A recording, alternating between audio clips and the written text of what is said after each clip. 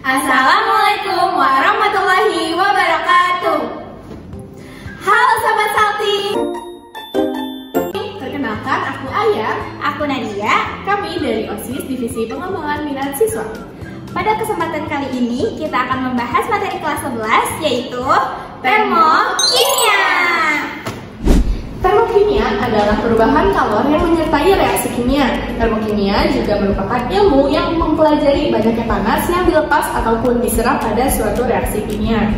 Pada suatu reaksi kimia terdapat sistem dan lingkungan. Sistem adalah reaksi ataupun proses yang menjadi pusat perhatian dalam sebuah reaksi. Dan lingkungan adalah hal yang ada di sekitar sistem. Contohnya di sini, sistem di sini adalah NaOH dan HCl. Dan lingkungannya ada suhu, ada tabung reaksi, dan lain-lain. Kemudian sistem termokimia.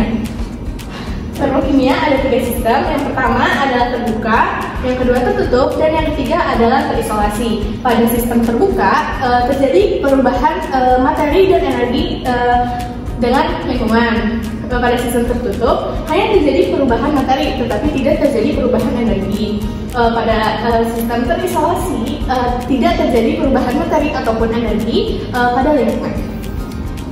Nah, gimana nih guys? Udah ngerti belum penjelasan Kaya? Nah, kali ini aku bakal jelasin jenis-jenis termokimia. Termokimia dibagi menjadi 2 jenis, yaitu ada exotherm sama endotherm. Kalau exotherm itu suhu lingkungannya di saat naik, otomatis dia melepas kalor, perubahan entalpinya negatif atau delta H sama dengan negatif. Habis itu entalpi produk lebih kecil dibandingkan entalpi reaktannya. Di sini ada grafik contoh dari reaksi exotherm. Dimana kalau misalnya entalpi reaktannya lebih besar, dia reaktannya di atas produk.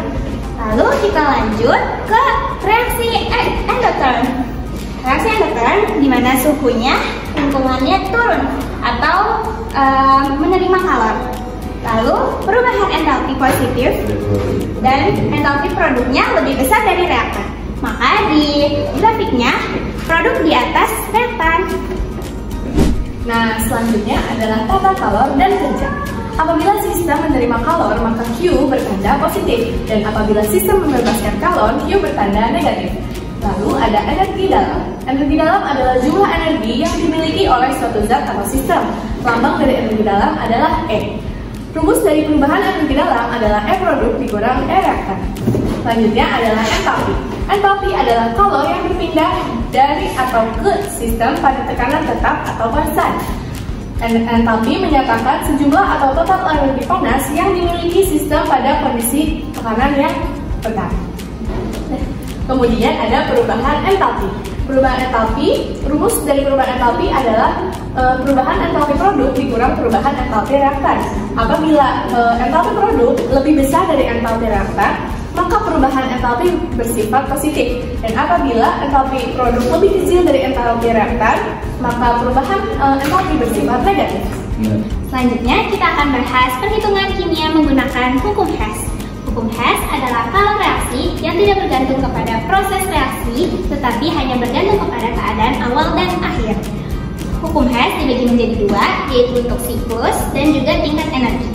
Untuk siklus, kita bentuknya rata-rata ada 4 atau 3 juga bisa.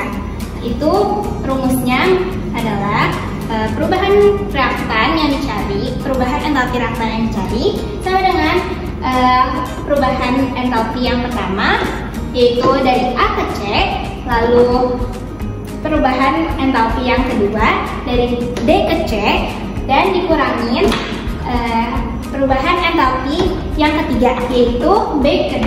Selanjutnya adalah tingkat energi. Tingkat energi dia lebih seperti tangga. Dia ada 1, 2, 3 juga, tapi dia urutannya ke bawah. Nah, untuk rumusnya adalah perubahan entalpi yang pertama sama dengan perubahan entalpi yang kedua ditambah perubahan entalpi yang ketiga. Jadi dari A ke C itu sama aja kayak A tambah B tambah B tambah C. Berikut ada latihan soal yang bisa kalian kerjakan di rumah. Untuk kunci jawaban akan kita spill di description-nya. Sekian materi yang bisa kami sampaikan. Terima kasih, semoga bermanfaat ya. Sampai jumpa di salting berikutnya.